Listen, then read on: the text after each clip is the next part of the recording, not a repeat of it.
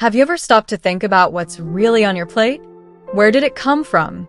What impact does it have, not just on you, but on the world? There's a reason why millions of people are going vegan.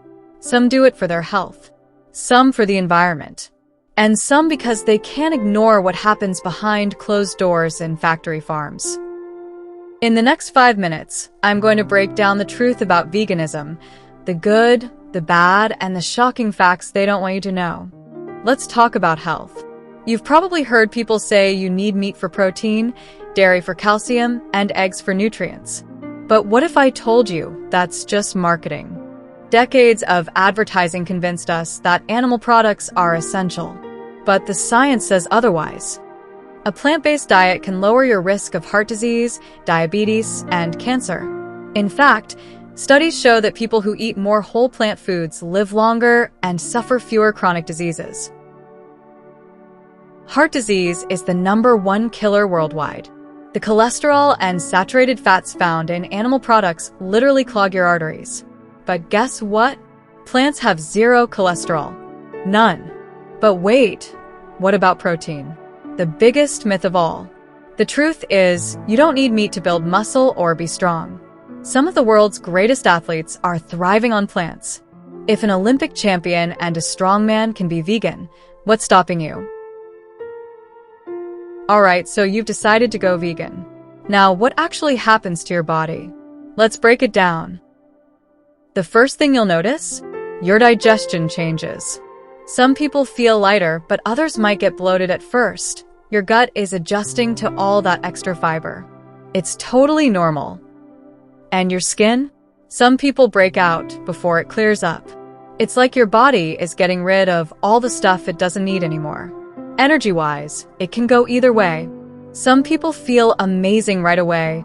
Others feel sluggish at first, especially if they're not eating enough. But once your body adapts, most people feel way more energized. Inside your gut, things are changing. Your microbiome, the bacteria in your stomach, shifts. More fiber means more good bacteria, better digestion. Honestly, that's a sign your gut is happy. Now, let's talk about weight. A lot of people lose weight naturally because plant foods are lower in calories. But if you're eating a ton of vegan junk food, yep, that's a thing, you can actually gain weight too. So it all depends on what you're eating, not just the fact that it's vegan. At first, you might crave cheese or meat. It's real, it happens. But after a few weeks, your taste buds change. Fruits taste sweeter. Junk food might start tasting too salty, and suddenly, you actually like that smoothie you used to gag on. One of the biggest changes is in your blood work.